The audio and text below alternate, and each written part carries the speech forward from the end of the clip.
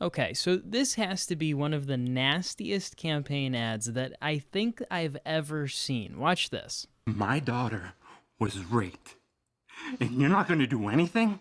I'm sorry. They'll put us all in prison if we do the procedure. He's right. I'm your Republican congressman. We've banned abortion. No exceptions. She's just 12 years old.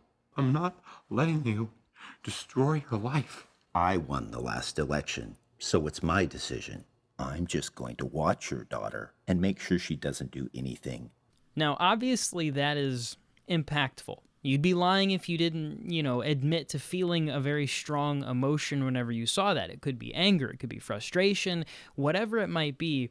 Here's the part that might irritate some people. Most of the reason that I hate that ad so much is that it's going to be successful, especially among maybe low information voters, undecided voters, highly emotional voters. We know there are a lot of highly emotional voters all throughout the United States, and as disgusting and as dirty as those ads may be, the worst part about them is that they're extremely impactful. They're successful. This is the kind of thing that's going to make a difference, but it's disgusting because it's predicated on a lie. If you look at the very premise of this entire video, it rests firmly on the shoulders of the notion that an abortion undoes the trauma of rape. Straight from the very beginning, you have a father who, this is a fictional situation, but it does happen in the real world, so you can have that emotional tie of, oh my gosh, what if? You have this guy portraying a father whose teenage daughter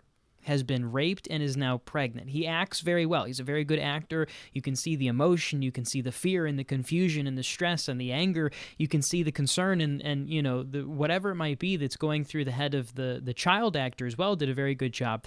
And the opening line there, he says, "I can't believe this. My daughter was raped and you aren't going to do anything about it." As if this doctor could just reach into his back pocket, right, and go, ho, ho, and pull out the solution that will magically, poof, make the entire thing go away. The trauma, the physical damage, the emotional damage, it'll all magically vanish as soon as you get an abortion.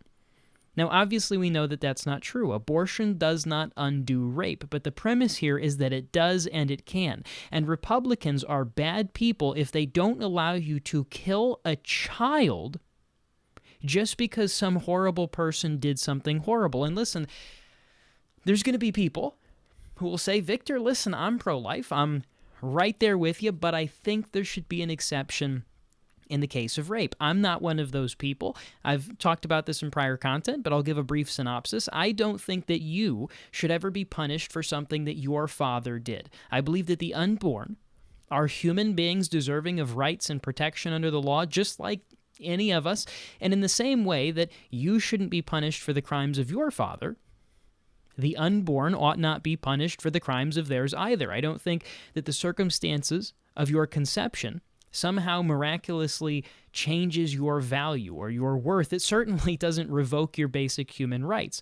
We never respond to one moral evil by adding on an additional moral evil. It just adds another victim into this situation. And by the way, a lot of studies indicate that women who do get an abortion, whether it's in the case of rape or anything else, oftentimes that adds a tremendous amount of trauma and stress in their life. They're dealing with the consequences of the reality that they put their child to death. There's tons and tons of women who have incredible testimonies who have become tremendous pro-life advocates who have been through that exact process. They were told, hey, listen, this is going to be the solution, the one-stop shop. You come on into Planned Parenthood, we're going to kill your child.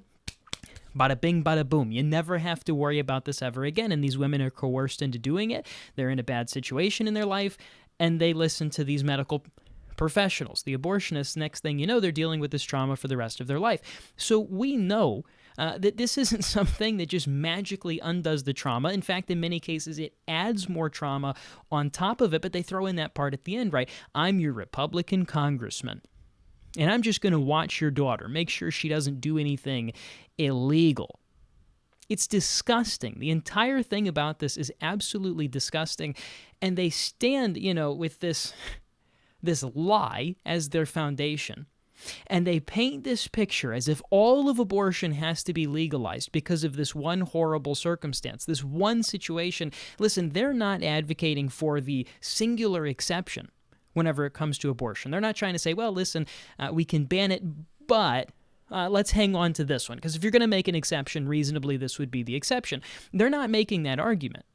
They're trying to say, hey, listen, because this bad thing has happened, we have to just completely allow all abortions, because this is the Democrat Party platform. It's been their platform for a while. We have votes in the House, we have votes in the Senate that indicate, yes, the Democrat Party platform is abortion at any time for any reason. Gone are the days of safe, rare, and legal. Now it's abortion on demand as a form of backup birth control, okay?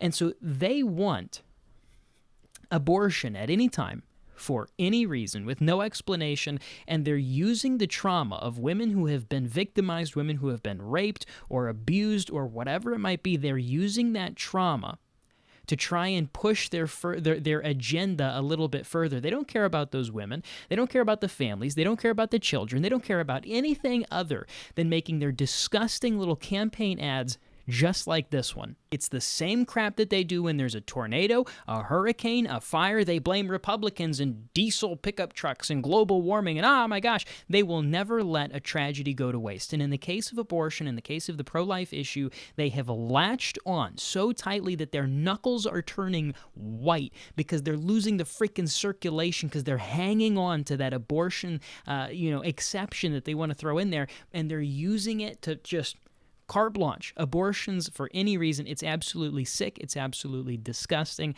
We have to continue to call this stuff out. Hopefully, this video, I'll keep it short, has been a brief, a slicing through in a brief way, getting to the heart of this issue and pointing out that the premise of this entire ad is that abortion cures rape.